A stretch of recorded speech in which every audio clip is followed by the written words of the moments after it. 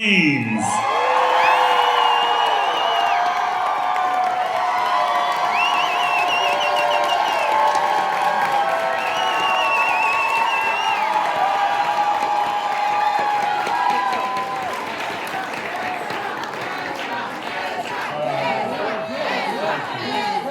Thank you, that feels so good. Good evening, State College, and good evening, Penn State. Are you ready to rally for Kamala Harris? Okay. My name is Ezra Nanes, and I am the mayor of State College. I love saying that. It is an amazing job. We're going to start with something many of you will know, just to get us warmed up. Are you warm yet? You're pretty warm. This is going to bring us up another notch. It's a unity chant that we like to say here at Penn State for those of us who know. And it goes something like this. I'll say "we are," and you all say "Penn State," okay? We're going to do that 3 times. I'm going to say thank you, and then you say you're welcome, all right? You ready? We are! Penn State! We are! Penn State! We are! Penn State! Thank you! Right, that was amazing, amazing. Now, before I get into it, I just want to do a couple of things. First of all, can we just say thank you to the amazing State Theater for hosting? What a gem. And I also want us to give a hearty shout out to all the volunteers, all of the campaign workers, everybody who made this happen. God bless you. You're working so hard. Everybody here, I know you are. Now, one of the most amazing parts of my job as mayor of State College is working with and representing one of the most large and dynamic student populations anywhere in the Commonwealth or across this entire country. You, the students at Penn State, inspire me every single day.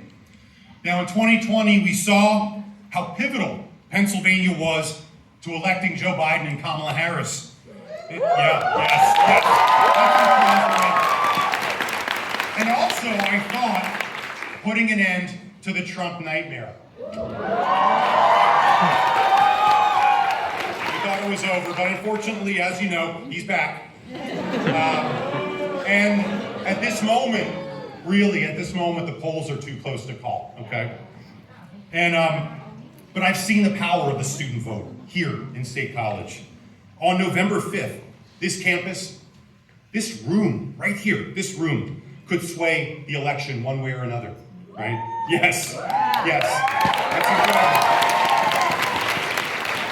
It's the difference between President Kamala Harris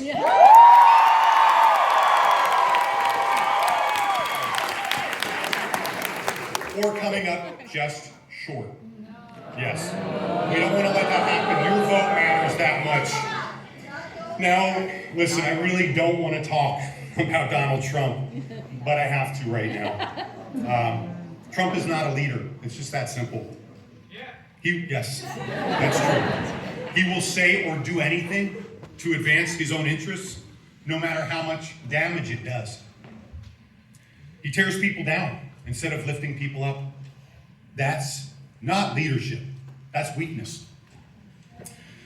So, whichever way the political winds blow, Donald Trump manages to find a new group to pick on. Immigrants, FEMA workers, transgender people. Yeah. Thank you. Women. All the time. But let me take a minute to talk about transgender people. Okay?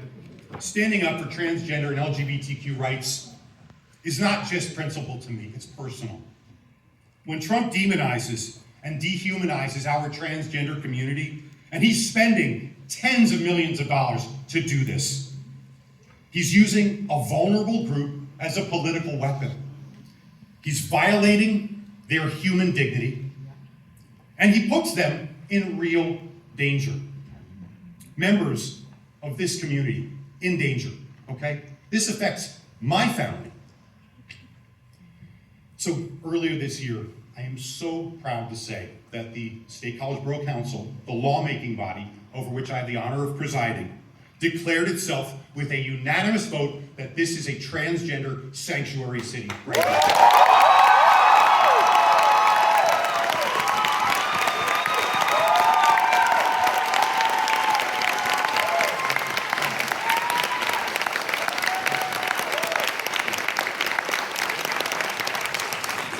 If you care about something, you fight for it. That's it. Strength isn't putting people down like a bully. Strength is standing up for people. Kamala Harris knows this. It's what she's done her whole life and her entire career, and that's why she's running on a visionary agenda that unites us. In fact, she has one of the broadest coalitions in U.S. history. It is truly a positive and uplifting image of what America can be. Now, as students, as community members, ask yourselves, who do you want to make policy on your behalf? Who do you want to make decisions for you over the next 4+ years? This is not hypothetical, this is real. In 18 days, the people in this room could decide the election. Now, I know my answer. I am proud to be a part of the Harris-Walz campaign and to stand on the right side of history.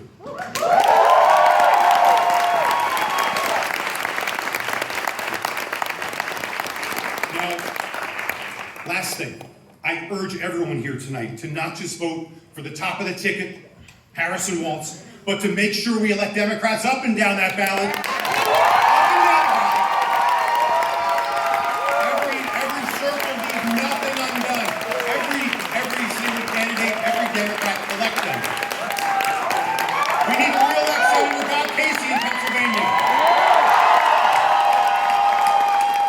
We need a Democratic Attorney General, Auditor General, and Treasurer in Harrisburg.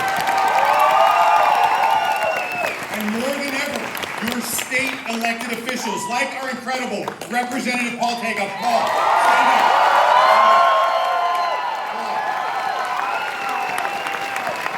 If you haven't met Paul, you gotta meet him.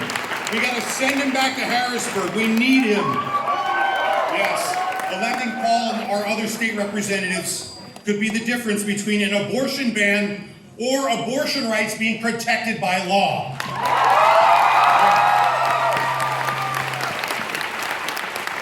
With Democrats in the majority, we can pass gun safety legislation.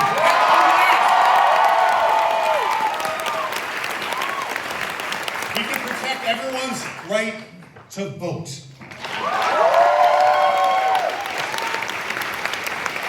And we can protect our precious environment, this beautiful world that we inhabit, and take serious action on climate change.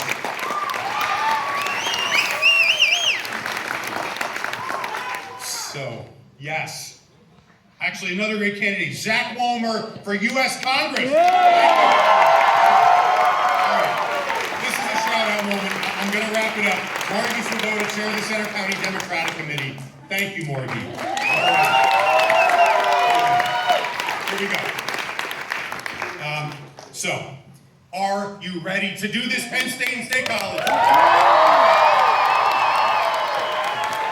Let's deliver a big win this November for Kamala Harris and Tim Walz. Give these courageous leaders Democratic majorities in Harrisburg and Washington so that they can put their vision into action. Now, I am so thrilled that we have Representative Alexandria Ocasio-Cortez. I can't see, but if you're here, it's incredible to have you. Welcome. Representative Ocasio-Cortez is so inspiring, one of the truly the greatest speakers in Congress, a champion for justice and equity. Like Kamala, AOC never shies away from the big fights. She's got guts, and she works every day to lift her constituents up and be a voice for good. And I hope everyone here, when it's time, and it's not just yet, I hope that you'll give her a big Happy Valley welcome. But first, it is my honor to introduce another inspiring leader, president of the amazing Penn State College Democrats, Baybars Charkas. Come on.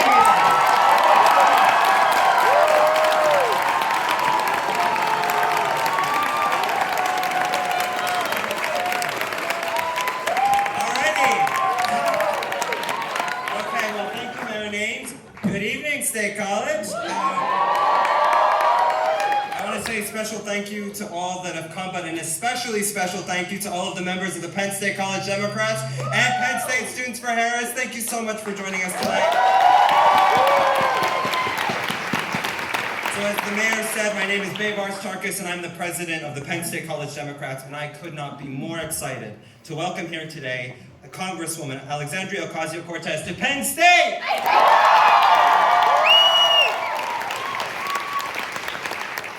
Listen, I'm up here with a very simple message to my classmates. Vote.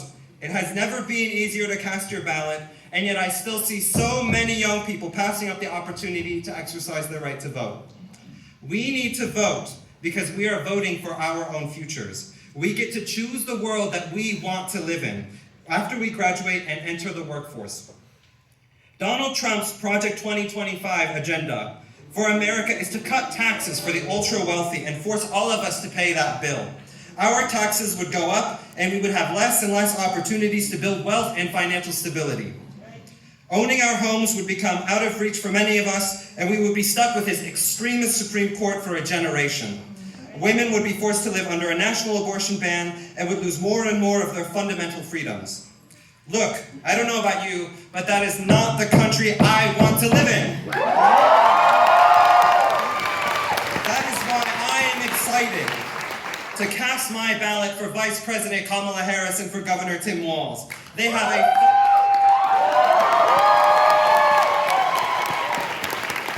fundamentally different vision of our country. They want to cut taxes for over 100 million Americans. They put forward a plan to help small businesses get off the ground and help folks with down payment assistance to purchase their first homes. Vice President Harris will restore Roe and make sure that women across this country can access the reproductive care they need.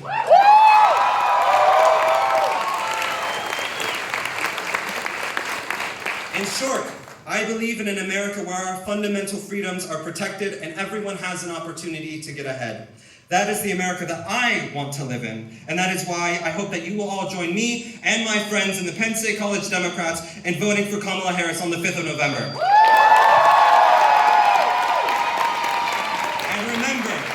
And remember, the deadline to register to vote is the 21st of October. If you move dorms and you haven't re-registered, you need to get on that. And make sure that even if you're out of state and you'd like to vote here in Pennsylvania, you are able to do so, even if you are from out of state, as long as you live either on campus or somewhere else. As long as you have a permit, as long as you have a residency here, you can vote here. Now, I would like to introduce another young person who is fighting for our future. Please welcome the president of Students for Harris, Sydney Robinson.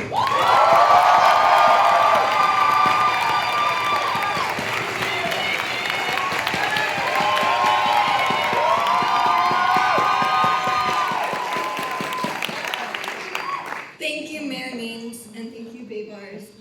And thank you all for joining us this afternoon. My name is Sydney Robinson, and I'm the president of Penn State Students for Harris.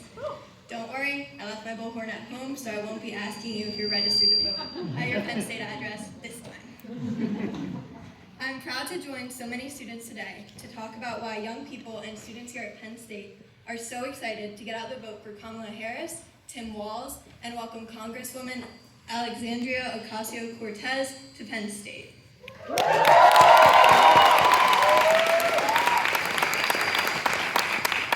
So one of the reasons I'm up here is because this summer I almost died. And that sounds crazy, and my mom hates when I say that, but I went from a simple infection treated with antibiotics to being hospitalized with bacteria in my blood and turning septic. It was terrifying, but thanks to proactive doctors and modern medicine, I'm standing here today. It's a long road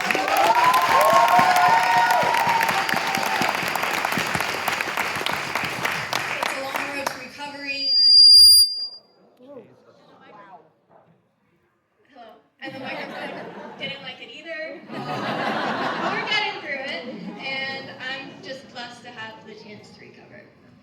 And this inspired me to start Students for Harris this summer. It took a hospital bed for me to realize how important affordable healthcare is, and I'm going to spend the rest of my life advocating for it.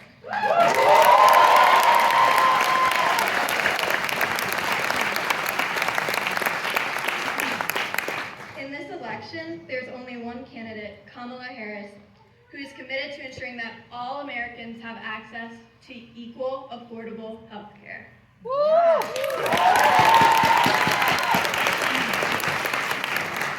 Sound Trump, on the other hand, ripped away our fundamental freedoms. His big priority was giving tax breaks to giant corporations, rolling back progress on climate change, and trying to repeal the Affordable Care Act and rip our health care away. And if that's not bad enough, he's promising a second term that would be even more extreme.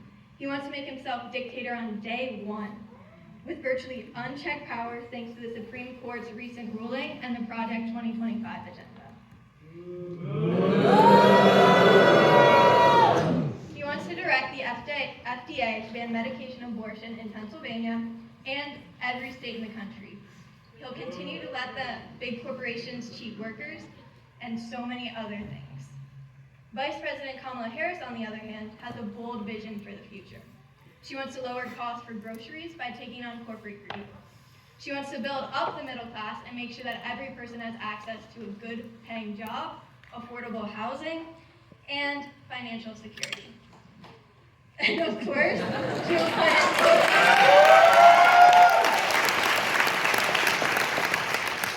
and of course she's gonna codify Roe v. Wade into law.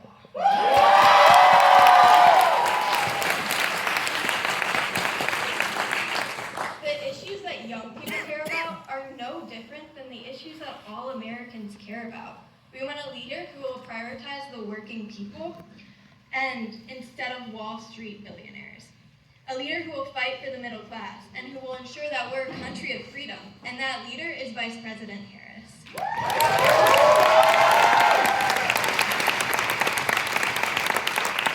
She's focused on the future. She's focused on our future. Trump is only focused on himself. We're not stupid, and we will not fall for Trump's lies. We're not going back! We're not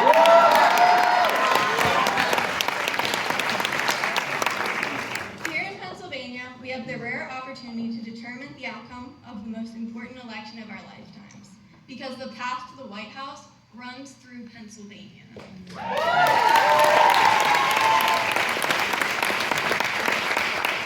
I hope every student out here will join me in registering their friends to vote and bringing their friends to the polls and making sure that everyone we know who's fighting for our rights gets there on election day.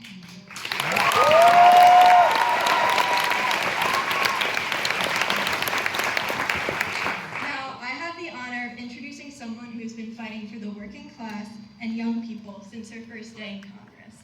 She has fought to win the first American Climate Corps since the New Deal, and the largest investment in green energy and new, good-paying jobs in American history. Please give a warm welcome to Congresswoman Alexandria Ocasio-Cortez.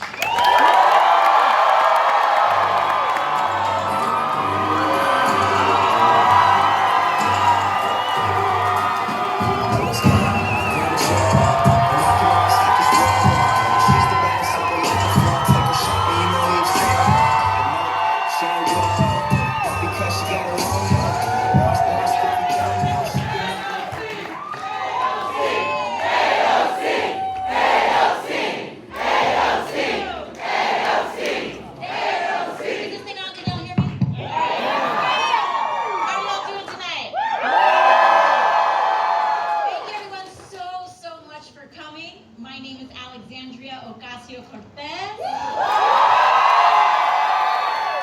I am here to make sure that we elect Kamala Harris and Tim Walz as President and Vice President of Pennsylvania. And Wednesday, I know you all are going to do it, and you all are going to flip the state of Pennsylvania and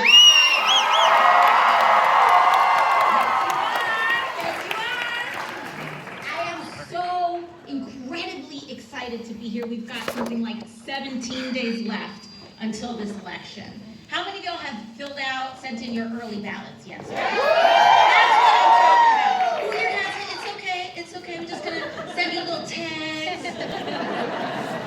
Have people look around, take a little note. If you brought your friend here, make sure you just follow up afterwards, okay? Fill that thing out. We're going to take that, send that right back in. It's so important, and I'm just honored that you all have taken the time to be here this evening, because what we are on is the precipice of such a monumental moment in this country. It is genuinely, incredibly monumental. And where we're at right now is a time of great generational change. It's a generational shift of what we are experiencing. And in this life, in that moment of transition between past and present and dark and light, past, present, and future, dark and light, we have to make sure that we recognize and understand that being in between those things is a time of tension. It's a time of discomfort, because we are not there. We're not quite in the past, but we're not quite in the future yet. We're in the in-between. We're in the fight between two roads. And there are two worlds before us right now. There are two possibilities, only two, that are going to become of this. One is a road where we do go back, and worse. We're not going to do that. But that is a road where folks take our liberties for granted. That's what that road looks like. It's a road where we believe in our own exceptionalism, that we are immune from autocracy, that we are immune from the erosion of our constitutional rights and liberties, that we sit this out, that we think it's going to be okay, or worse, that it's retributional, that we sit this out. We can't do that, because the only people that we punish are the most vulnerable in this country by sitting this election out. The most vulnerable. And I don't know about you, but I'm not going to make poor families pay for the failures of our government today. I'm not going to make trans kids pay for the failures of some of the policies. I'm not going to make immigrant communities pay for some of the shortcomings that we have. I'm not going to do that. I'm not going to do that, and I know you aren't too. Because at the end of the day, change doesn't come from one person on high. I'm here, I support Vice President Harris into becoming President Harris. I support Governor Walz. And I support them in winning this ticket. But we know that we can't buy into this notion that change in our government happens from one person, whether it's them or me or anybody else. It comes from mass movement politics. It comes from millions of people coming together and saying, no more, we're going to fight for what we demand. And that also goes to show that this election is not the end point, it is the waypoint. It is the waypoint for us.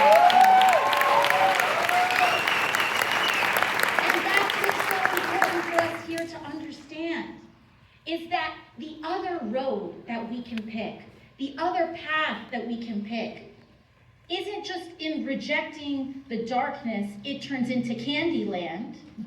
That we know that that's not how governance works either. Hi. We know that that's not how it works either. We know that the other path means that we get a chance to fight. That's what this other path means. That's what elections are. It's a chance to fight. And I want to tell you what my story is here, how I think about this, what my approach is. Because the Democratic Party is a big tent.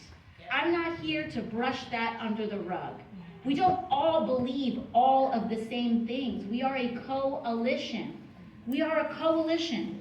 I have members in the Democratic House Caucus that drive me nuts. Okay? They drive me nuts.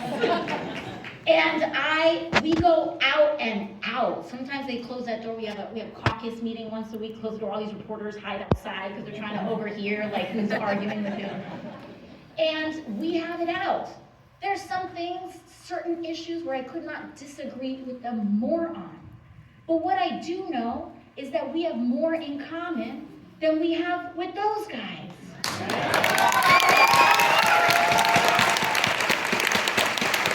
want to tell you a little bit about what we've done. Because 2 years ago, we had a House majority.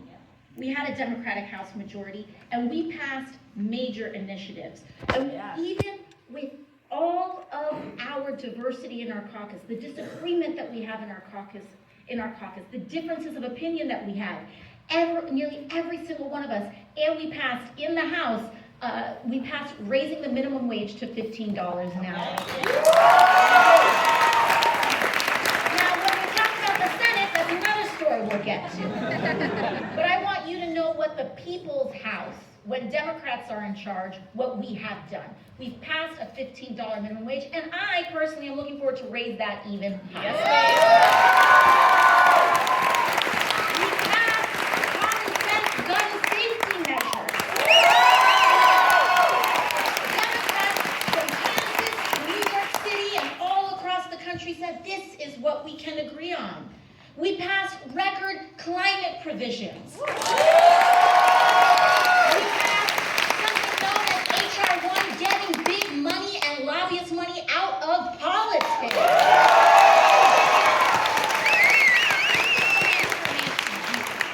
I come to you as a very progressive Democrat. I go to the House floor and I say no human being should be illegal. I go to the House floor and I say trans rights are human rights. I go to the House floor and I stand up for the dignity of Palestinians and to free our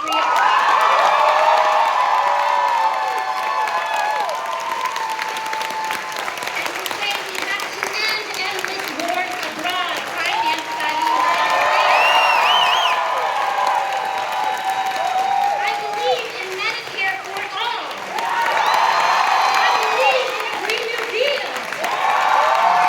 I believe in civil rights and enshrining the fights our Black brothers and sisters did in this country. I believe in combating anti-Semitism, Islamophobia, racism. That's what I believe. I believe in economic rights for all people.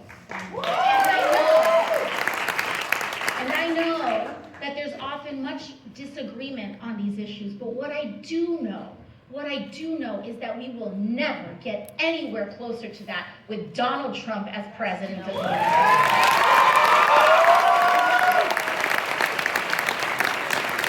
I have felt deep cynicism about our governance before. I have. When I was a waitress in downtown New York City, I did not have health insurance. And I remember one day walking around the restaurant and asking everyone that I knew, hey, do you have health insurance? And almost everybody said no. A lot of times when we talk about these policies, we ignore people that fall through the cracks. And there's so many millions of Americans that do. And it's easy to feel cynical. It's easy to feel like our system is bought and paid for, because in many ways it is. But what I found to be the antidote to anxiety is action. I've been there. I've been in that time where I felt deep cynicism and despair. And what I did was that I thought maybe I would just sit this out. Maybe this just isn't worth it. Maybe this just all is a foregone conclusion. And my participation is endorsing all of this. And you know what I felt then when I adopted that mentality? I felt depressed. I felt helpless. I felt like my life was a foregone conclusion, that nobody cared about me. Not in government, not in anywhere. I felt like I could walk home alone, something could happen, and people wouldn't even know for a long time. That's how little I felt cared for. But when I decided to turn things around, when I decided that I didn't want to accept feeling that way anymore, that I was going to join an organizing community, that I was going to get in the streets, that I was going to participate in elections, but also not limit my activism to elections alone. That's when things started to change. And a lot of times people ask me, where do you get a sense of hope from in days like this? Where do you get any sort of sense of optimism? And to me, what I've always gotten that sense from is you all, is my fellow Americans.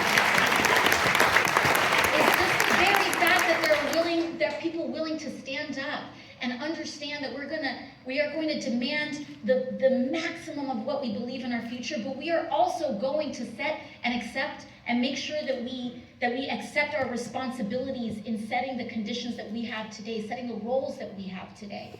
That's what's always been important to me. That's what's always given me hope. And so when it comes to this election, I need us to understand that our responsibility here is real.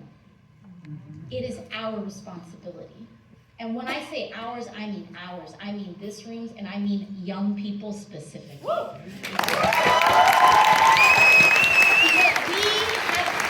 we have inherited an unfair world. We have inherited an unfair world. We have been born into record levels of income inequality that are set and only growing as time goes on.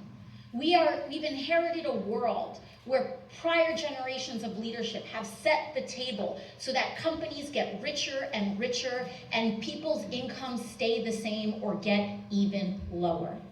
We've inherited a world where we've had to grow up in schools practicing for school shootings because our leaders are too cowardly to stand up for generations to the NRA and gun manufacturing.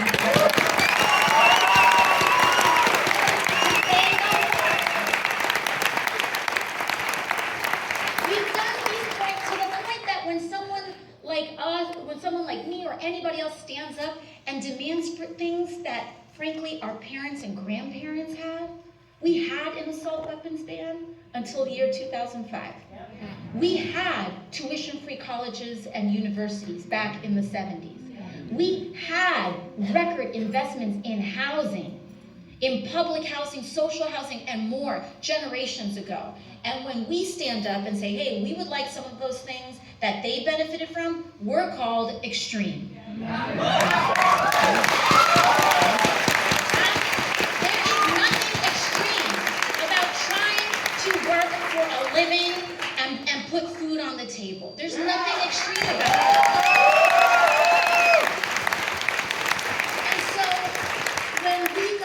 When we cast our ballots, I think it's so important when we talk about this because we are in that moment of transition. We have inherited an unfair world. But Penn State, I don't know about you, but I refuse to leave an unfair world. So I'm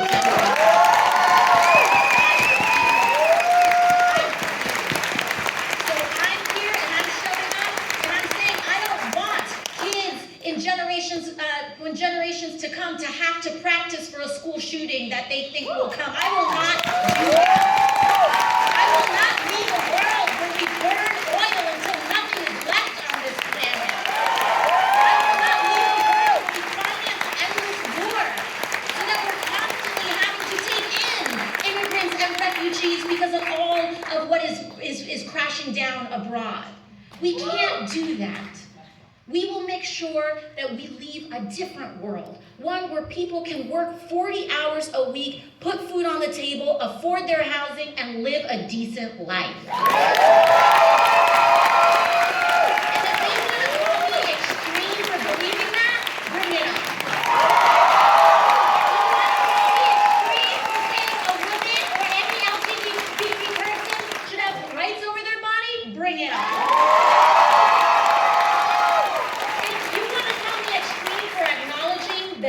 The CBO's, the Congressional Budget Office's assessment that actually immigrants brought in trillions of dollars in U.S. revenue and paid more taxes than Elon Musk. Bring it on. It's not about you, Penn State. But this opposition, what we see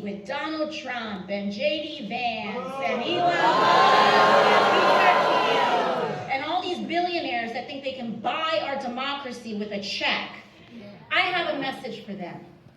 All of the things that they tell people is who to be afraid of. It's all about who they're afraid of. They're scared of people coming with nothing but the shirt on their back trying to start their American dream. They're scared of women who own their body and tell them no. They're scared of gay people and lesbians and trans people.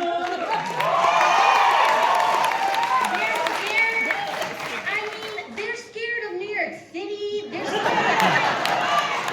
scared of childless cat ladies. They're chicken shit, okay? They're scared of everybody and everything. And to me, being an American is about being courageous. I don't vote for terrified leaders. I don't vote for people who are scared of every single person that's walking down the street. It is uncertain times. And when you stand up here and ask people for the privilege and honor of leading, of taking a role in leading in this country, we have to stand up courageously and demand a better future for all people. You have to stand up with the courage to say no to Wall Street and lobbyists and everyone who's trying to buy this government. You have to stand up and say no to people autocrats like Putin, by the way. You have to have the courage to know that an inclusive America is a better America for everybody.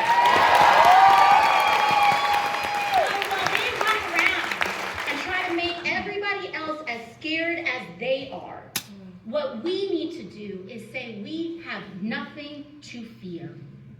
There is nothing to fear here in moving forward into our future. We elect Kamala Harris and Tim Walz, and we get to see another day in our democracy. And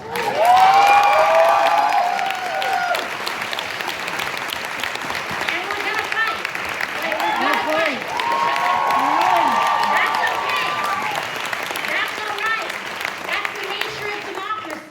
It doesn't mean that we're identical to one another. Voting isn't just like it's not like something you wear. It's not always just a personal expression. It's about setting conditions. And it's about who I want to be wrestling with in terms of the directions we want to take. And I know that these folks are honest people. Kamala Harris and Tim Walz want a better future. And we need to get in the game because November 5th is just the beginning. It's just the beginning. And that, to me, is the message for us to tell our folks who aren't sure about whether they should sit out or not. Because to me, that's the real swing voter in this election. It's not about red or blue, it's about couch or booth.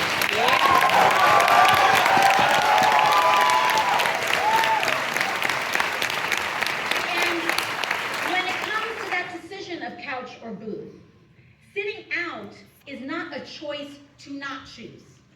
Sitting out is not an inaction. Sitting out is an active choice. It's an active choice.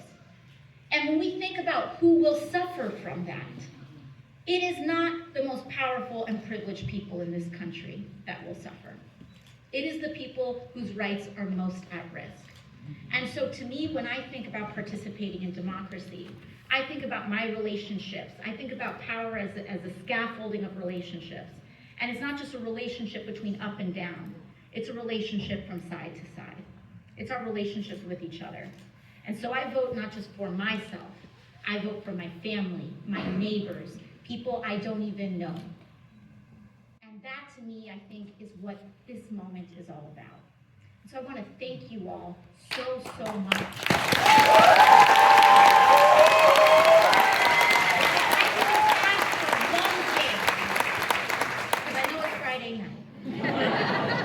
Sure. And maybe some of y'all might go to a party tonight. Maybe someone asks you for your number, you say, have you sent out your early ballot? And make your decision from there. Maybe you can do something there. Always be organized.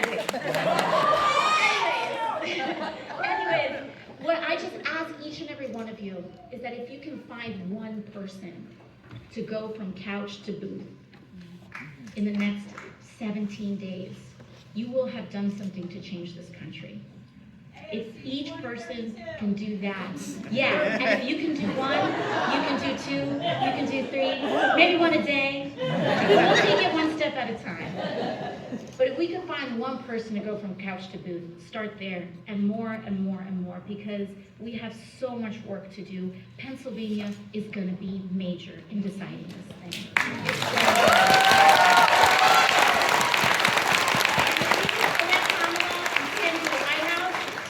Almost there, because we need to re-elect Bob Casey to the Senate. And I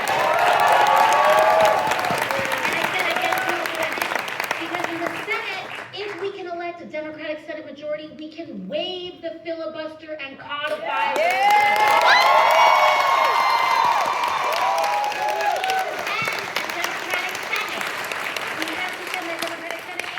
We need to send a Democratic House.